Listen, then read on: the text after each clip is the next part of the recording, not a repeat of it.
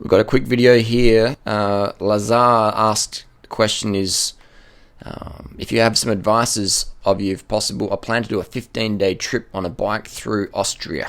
I need to plan everything. Can you tell me some useful, preferably how to pick a route?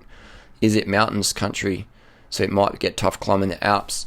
Alright, so this guy's want to do a 15-day trip through the Alps in Austria. My tip would be pick a time where the weather is warm. So I'd say June, July, August, whenever it's warm there.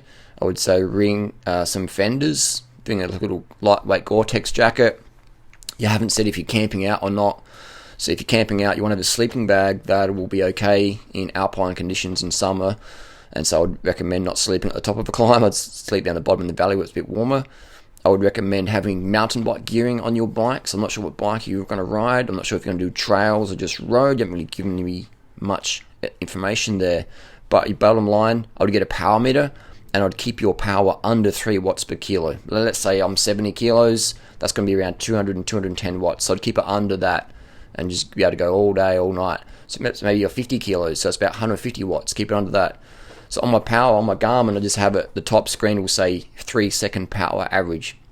It won't be watts per kilo. Work out the watts per kilo in your head, and it's easier to sort of see a big number on here versus like 2.9 watts per kilo, 2.87 watts per kilo. That's a bit too like, OCD. So just have it, 3 watts per kilo. Let's say a 70, it's about 200, 210. Just sort of, keep it around that or under 2 to 3 watts per kilo. You'd be going all day. Keep your gearing. Pick your gear ratios so you've got at least 80 to 90 cadence. Up your steep climb at 3 watts per kilo. Doing it easy on a fully loaded setup. Alright? So you might have like a super light climbing bike with like a standard compact with 32 in the back. That's not going to be enough if you're going to have it fully loaded and don't want to fuck your knees up by doing a 15-day trip for the Alps. You want to have proper gearing, man. Proper gearing with a power meter. And people say, I just want to go and ride. Me too, man. I want to ride, but I don't want to get injured, and I want to have maximum enjoyment. And if I've got something to pace myself with, that's a lot better versus just go out and cook yourself on the first day and blow up, and then the rest of the trip you're just dealing with fatigue metabolites that you built up in the first day or two because you didn't know how to pace yourself properly. Because you're like, I just want to ride. I ride, man. I just ride, but I ride smart. And when I'm doing this race across Australia in a few weeks, I'm riding the power, man. I'm riding the power, motherfuckers. Because you can pace it better, man. You can just pace it better. Otherwise, you get caught up in the emotion of the race, or you pop a few pingers, or you're on heaps of EPO, or you get a blood transfusion, a blood bag at Mundrubilla Roadhouse, and you just don't want to do 400 watts for like a couple of hours, and you're going to pop yourself, So, power meters are definitely important to have. And maybe, what are you going to charge things with? I'd recommend like a hub dynamo, or one of those little portable battery packs. I'm not sure if you're going to camp out or get hotels. I'd recommend camping out, man. Do it, do it real. Camping in a hotel, it's like maybe every few nights to have a shower, but man, come on. Just make it a trip to remember, make it tough. Pick the hardest fucking route, the steepest climbs, and make sure your bike is set up for it. Have the mountain bike gearing. If you're going to ride mountains, man, have mountain bike gearing. Like, why have crit racing gearing on a road bike if you're going to do mountains?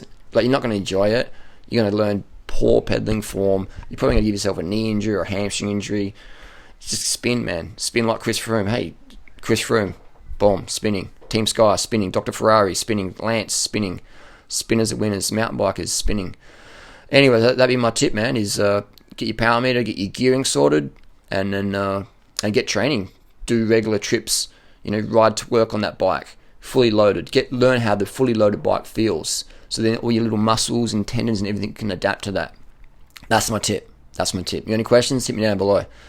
And you don't need to plan everything. You want to have a bit of spontaneous, but plan the basics. Temperature, sleeping bag rating, cadence, power meter, watts per kilo, things like that. Just get the basics done and then just get out there and be spontaneous. But you got that bare bones sort of skeleton base fundamentals there taken care of. The pacing and the gear ratios. Carbohydrate intake, at least 1 gram of carb per kilo body weight. So if you're eating gels, it's probably about 3 or 4 per hour.